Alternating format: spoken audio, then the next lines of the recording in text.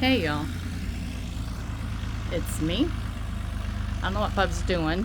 I'm just being nosy. Alright, let me tell you what I'm doing today. I have some projects. Oops, my hand's right in the front of the lens. Going on here.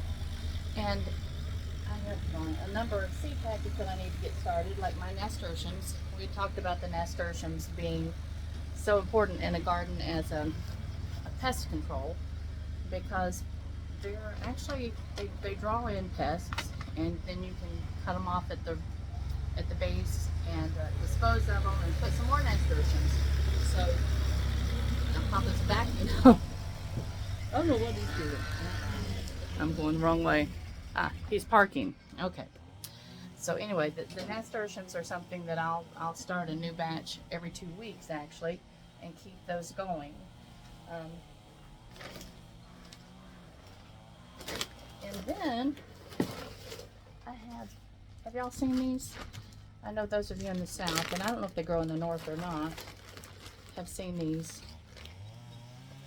chinkapins. It's a chinkapin nut out of a chinkapin tree, and he broke one open the other day so I could see what the inside looks like. And that's it, almost like a pine cone looking thing. But one of his buddies that he used to work with at the mill gave him 5 seed. And with all of the illnesses and everything that we've dealt with over the last couple of years with him, they just kind of got put away with the rest of the seed, and just, there, my hand is in the way again, I'm kind of forgotten about. And when I was looking through seed the other day, I found them, and I want to get them started, and I hope they're still viable. We'll see. I'm going to actually start them in large pots, so they'll have, you know, a year or two to just grow and develop before we put them out somewhere. This mass is, let me show you the little seed. It's kind of dusty down in here. Well, I don't know if you can see the seed or not, but you'll see them when I start pulling them out of the little flowers.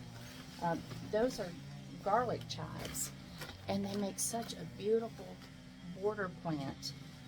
They're probably 12 to 18 inches tall, and the flower at the top is white, and it looks kind of like a Queen Anne's lace. It's a beautiful, beautiful plant, and of course they're edible. But I have given these seed to multiple individuals.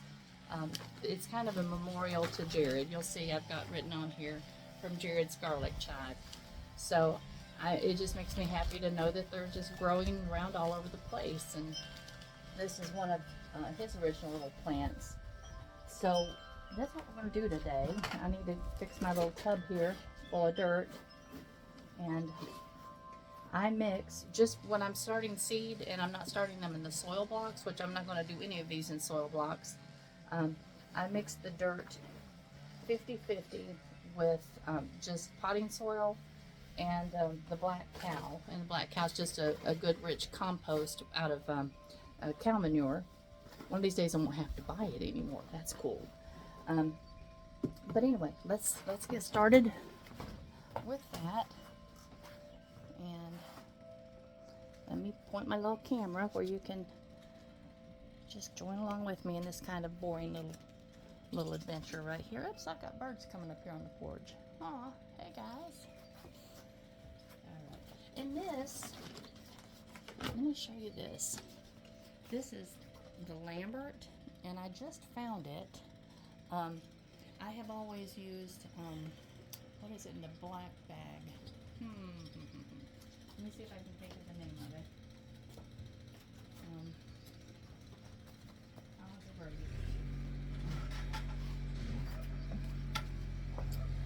I'm sure that some of you are very familiar with it, but the cool thing is that when you're working in volumes, and you need volumes and volumes of soil, instead of buying the loose bags, if you buy these bricks like this, you'd be surprised at how much is actually in here because the air is sucked out of them. They're compressed, and there's just literally a huge amount. Let me see if it tells on the side.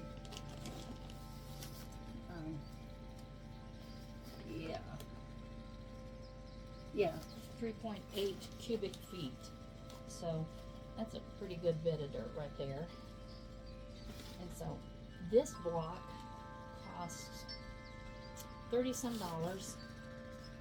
And I would say that each one of these blocks, I don't know for certain, but I'm saying that each one of these blocks probably is the equivalent of maybe 3 bags of potting soil. I don't know that for sure, so don't hold me to it.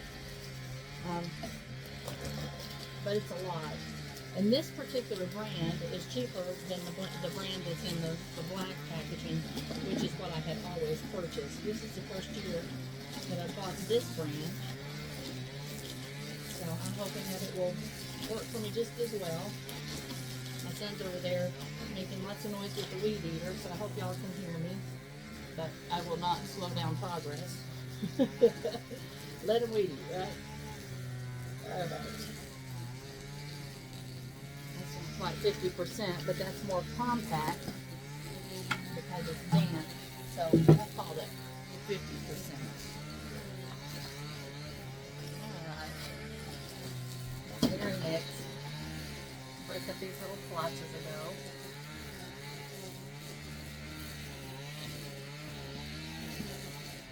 I read a little bit of instruction last night on the internet about planting chickpeas from seed.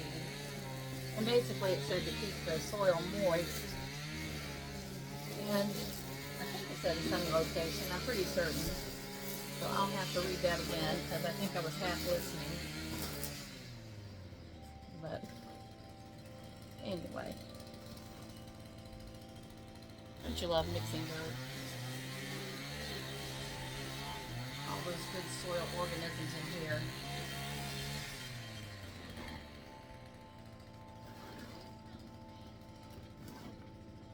Yay.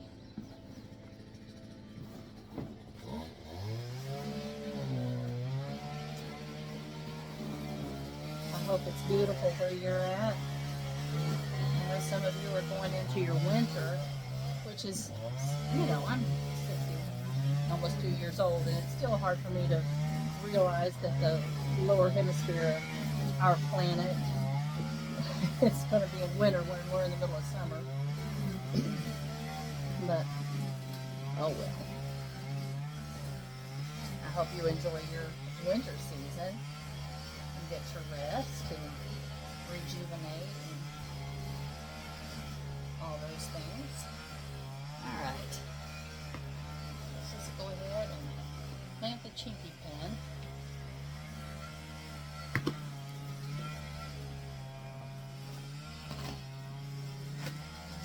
Now, they would pout, and they are as sharp as they look. They really are. They would be every bit, or they wouldn't have those hard shells taken off of them if they were growing in the forest floor, so I'm going to leave those on.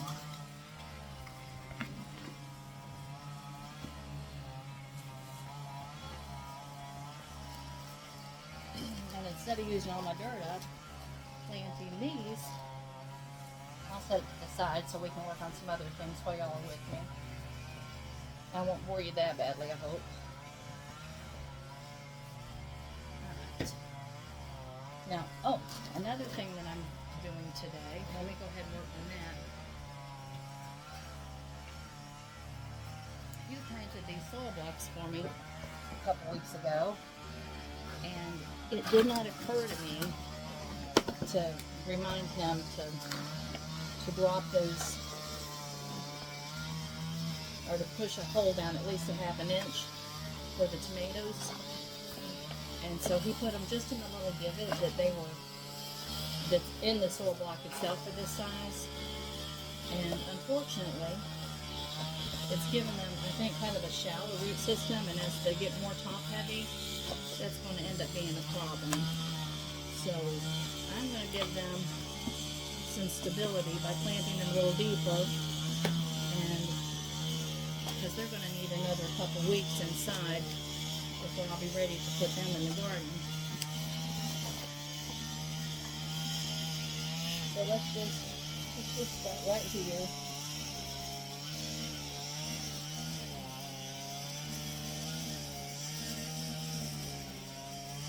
Just push it down a little bit.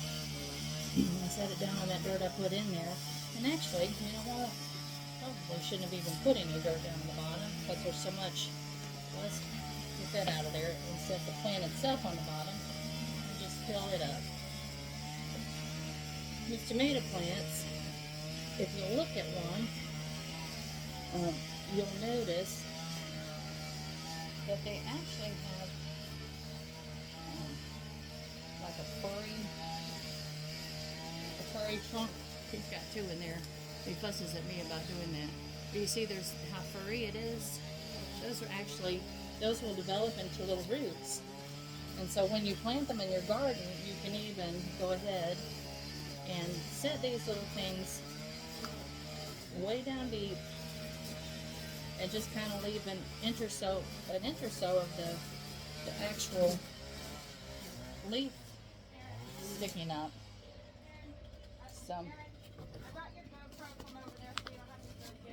all right. So this is always a really, really, really good thing to do to give them some stability. Tomatoes get really top heavy, especially when they start fruiting. And we don't want them falling over in the garden. I still will stabilize them with like a tobacco stake or something, a tobacco stick, which is just basically a wooden stake. A tobacco spear is what we used to spear tobacco on when we grew tobacco years and years ago. But anyway, this works out well. I don't know, why did you yell at me? I would have turned apart. Oh no, that's fine. I think you can hear. He's having some struggles today with gout on his foot. I think it was probably he inflamed something when he was working with that tiller the other day. So that's unfortunate.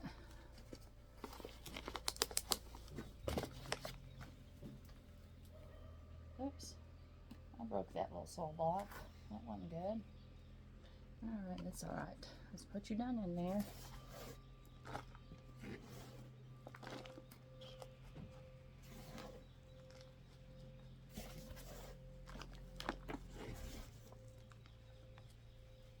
These are going to need to be wet right away, even though I watered them last night. It looks like they're struggling just a little bit, and then there again, I think it's just simply because the seeds were too shallow. Papa grew up farming, and he knows all of these things, but since his stroke, he needs to just be reminded a little bit, and so I just need to be cognizant of that and remember.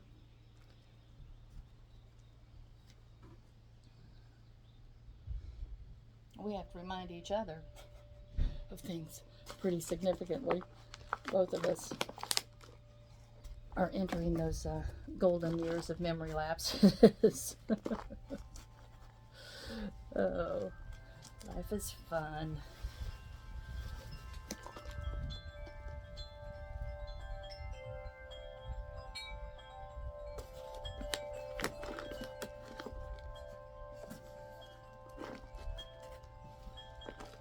This really doesn't take that long to do. And it'll give me a chance to leave these in here for another couple of weeks like I want to. And I have 2 trays of these. I have another tray inside. I'm not sure about the peppers, whether I'll have to do this with the peppers or not. They don't seem to be struggling as badly as these little tomatoes were.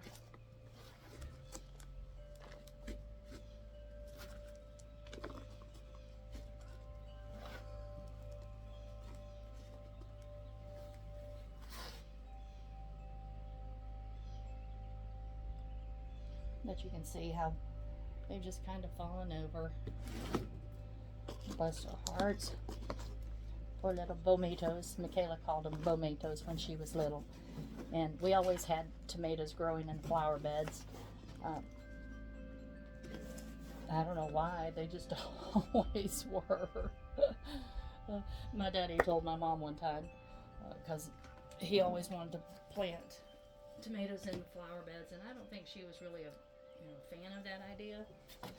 But he held a little tomato plant up one day, and he said, "Ruby, just look at this. You see that pretty little yellow flower? That's as pretty as any little flowers growing in your flower bed." And who could argue with that? He was right. That's a pretty little yellow flower on it. My daddy was my hero. I sure wish everyone had had a daddy like mine.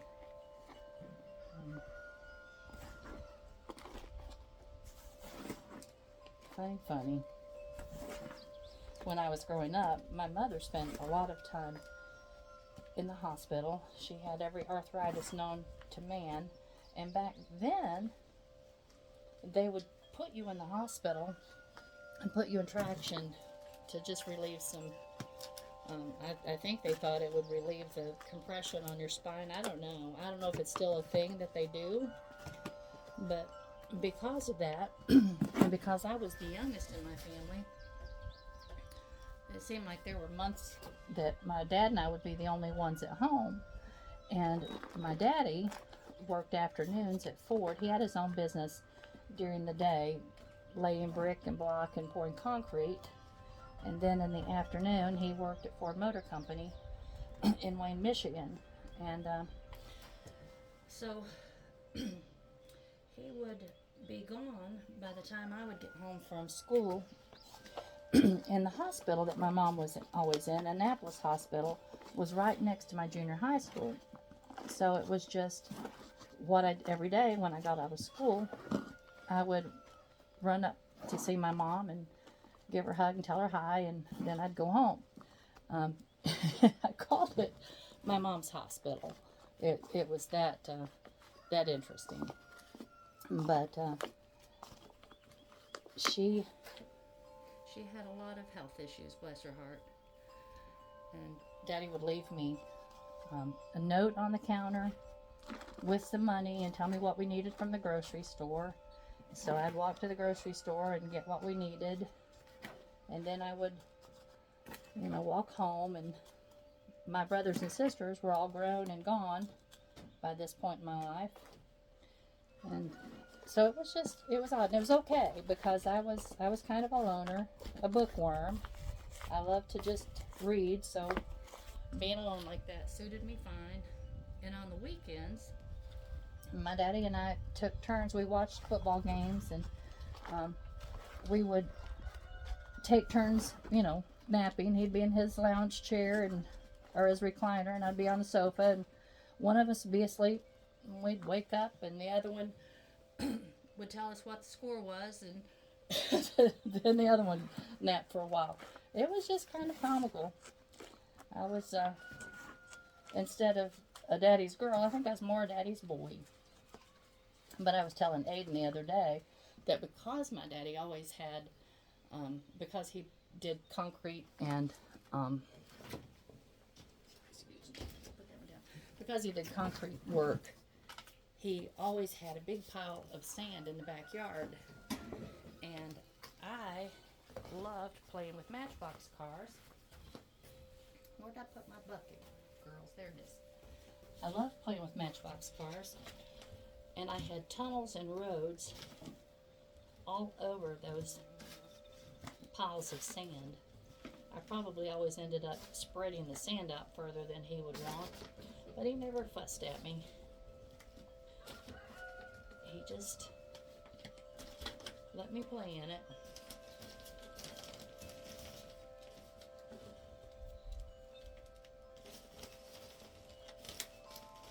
But I've never been a girly girl. My sisters are girly girls, and their daughters are girly girls. And my sisters are 11 and 13 years older than I am. So I always said that they just inherited all the girly girl genes, and there was nothing left for me. They love shoe shopping and clothing shopping and all of those types of things, and they won't leave the house without their makeup on, their hair fixed. Me, I look like I just look. I just, oh, we leave the house, I said, oh, I forgot to brush my hair. Now that's kind of sad. I know I could do better than that.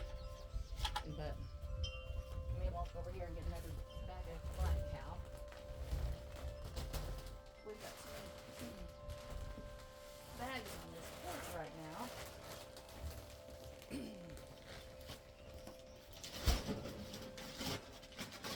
Of stuff.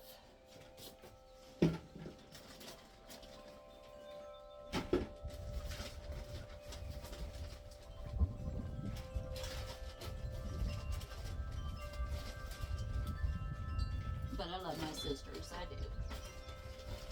I'm glad they're girly girls. I wouldn't know how to think of them in any other way.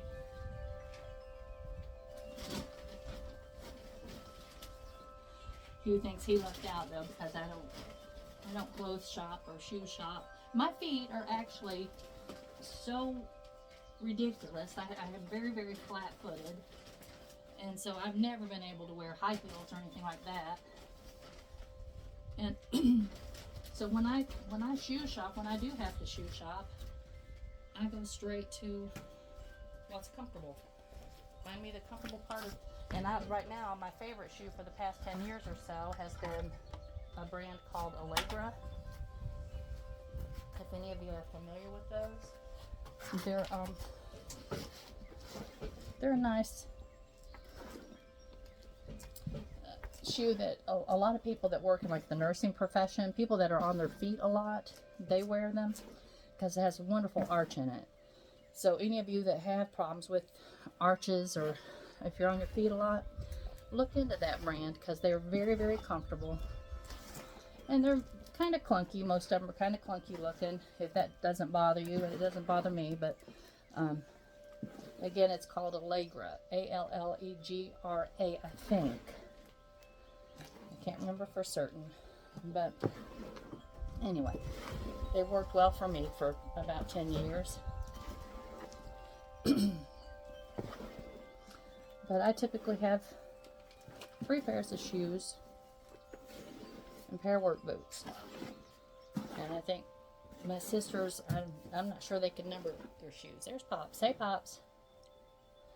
He didn't hear me. We got to get him some hearing aids.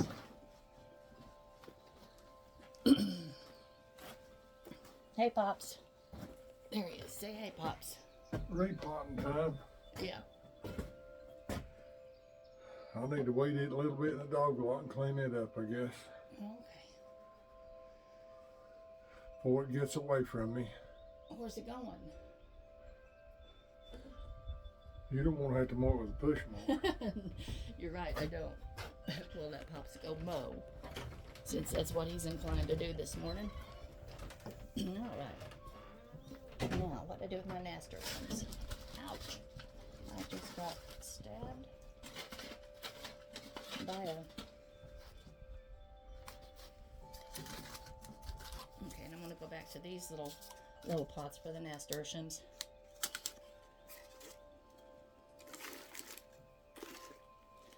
And these, I like them because they're just easy to fill and swipe off the excess. Oh, no. I opened it and I turned it upside down. Those look like they should go about a half an inch or an inch deep, according to their size. Typically, that's pretty easy. It's not always accurate, but most of the time, you can tell how deep a seed needs to go based on its size.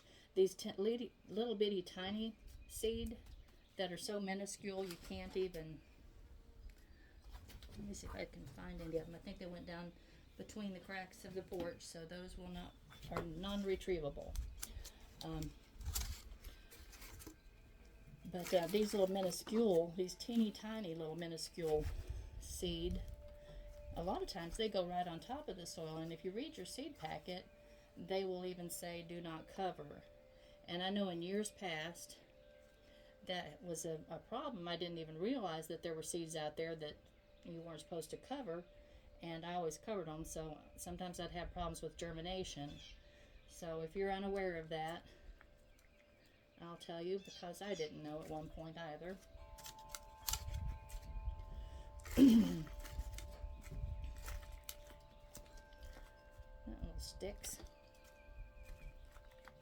Now see, this is so much faster actually than the soil blocking, because you don't have to, with soil blocking you have to sift everything and get all the sticks and all the big stuff out.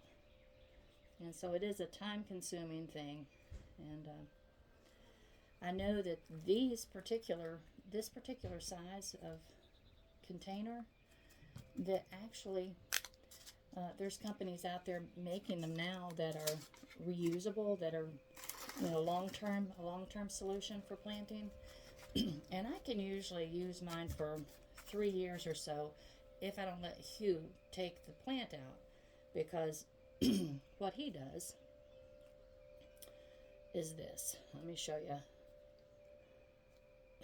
Bless. And that's what he's always done, so it's nothing different. When he's ready to take the plant out, he takes his finger and he pushes it up from the bottom. You do that, you're absolutely going to crush it and you'll never use it again. But what I do is I'll take the plants and I'll slide my fingers in between the plants, and I'll turn them upside down and kind of gently just coax them out. Maybe just kind of wiggle a little bit on the sides, and they'll come out. They will. It takes just a minute or two longer, but it's not a bad thing to do. And I can usually use them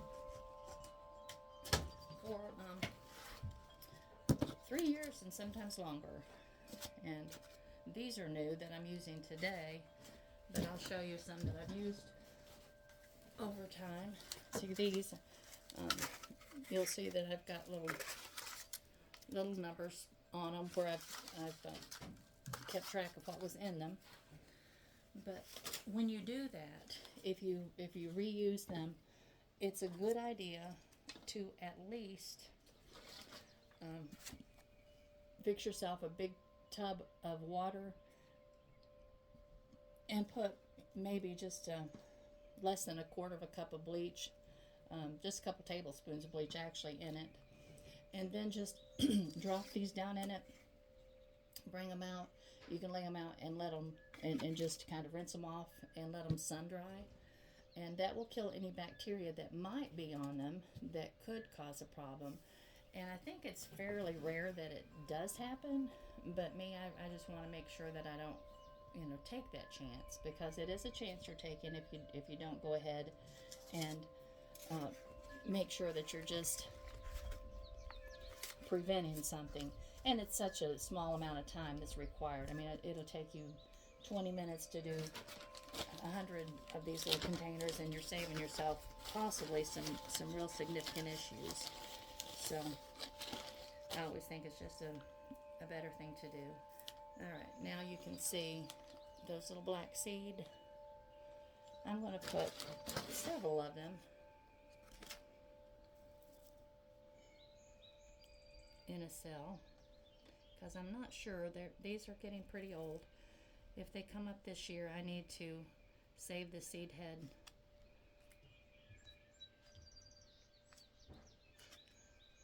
for another time. But they're actually a perennial. So once you have them where you want them in your flower beds, they'll continue just reseeding themselves. And like I said, I think that they're a beautiful border plant, and they're just beautiful. They're well worth, to me, and I'm making a mistake with what I'm doing right now, because I've got this over top of my dirt, and if any of these little seeds get down in there, then I'm going to have garlic chives coming up with whatever else I'm planting. So let me move it over on my lap.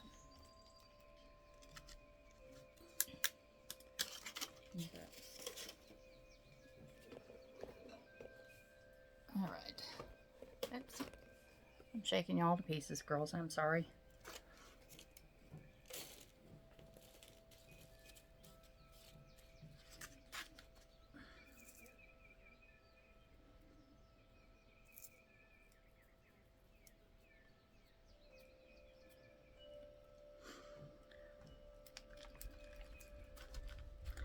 I didn't press them down. But what I am attempting to do for myself this year, because it's something I have to repeat every single year, is to make a growing calendar with the specifics for each plant that we typically grow. You know, when they need to be started, do they need to be started inside, the soil depth, the planting spacing, whether they grow better in the spring or whether they grow better in, hey Copper, in the summer, fall, and all of those things are important. And sometimes, no, don't step on my tomatoes, baby. All of those things are important and something that a lot of times I have to refresh my memory on each year. So it gets a little old. And zone, you know, each zone has their own particulars for each plant. So I know that there's information out there, but sometimes other people's information doesn't make really good sense to me. Listen, you're knocking things over. I don't appreciate that. Bubble butt. You broke a couple tomatoes. That was my fault. Never ever leave things down where puppies can walk on them. That's alright. We'll fix them. Alright.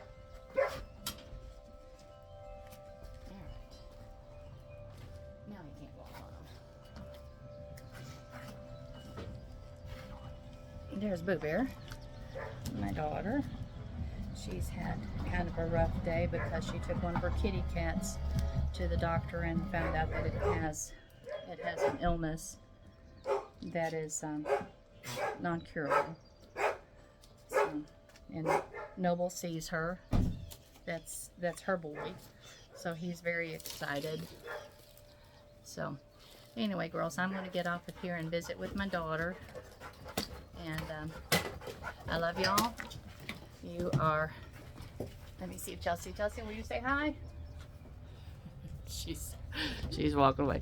Obviously, she's not in the mood to visit today, and I understand that. She's had some heartbreaking news. So I need to go visit with her. Y'all take care. Love you much, and I'll talk to you next time.